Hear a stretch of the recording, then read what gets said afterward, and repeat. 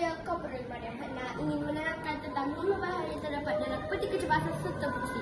Yang pertama, plaster. Ia berfungsi untuk menutup luka yang kecil dan menyerap darah. Yang kedua, kain kasar. Ia berfungsi untuk menutup luka yang lebih besar dan menyerap darah juga. Yang ketiga, pemanis. Ia berfungsi untuk membalut kain kasar dan menyokong anggota yang tersedia. Yang keempat, antiseptik. Ia berfungsi untuk membersihkan luka dan mengurangkan risiko jangkitan. Dan yang terakhir, gunting. Ia berfungsi untuk memotong kain kasar, pembalut atau pakaian di sekitar kawasan cedera.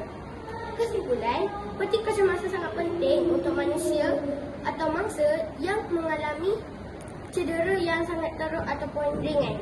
Nabila, bantuan apa yang awak lakukan hari ini? Saya membuat bantuan kepala. Boleh tunjukkan caranya? Boleh. Yang pertama, kita perlu meletakkan kain anduk di bahagian dahi mangsa. Mangsa perlu meletakkan 2 jari di dahi.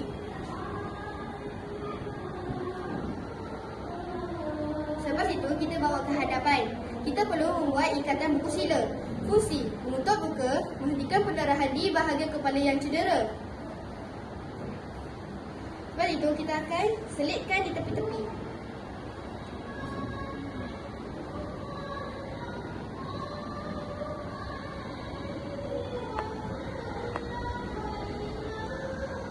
Siap. Cara untuk membukanya. Safia, bantuan apa yang awak perlu buat? Saya akan membuat barisan tangan. Mula-mula letak kain anduk atas meja. Letak tangan bersakit atas kain anduk. Ambil hujung kain anduk dan letakkan atas tangan bersakit. Silangkan kain anduk ke atas dan ke bawah.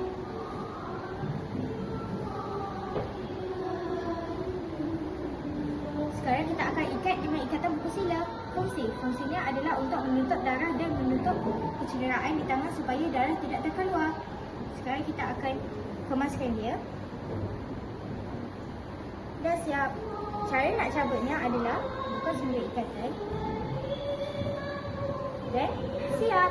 Bila, apakah barisan yang kamu akan buat? Saya membuat barisan patah tangan ataupun letak tangan.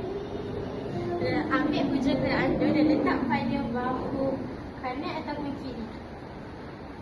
Bagi ikatan, kita ikat menggunakan ikatan buku sila. Fungsinya mengampu bahagian cedera dan memberi keselesaan kepada pesakit. Untuk kemaskan, kita kemaskan lipat ataupun pin dan kita selitkan. Cara membukanya senang saja. Keluarkan yang kita sudah kemaskan.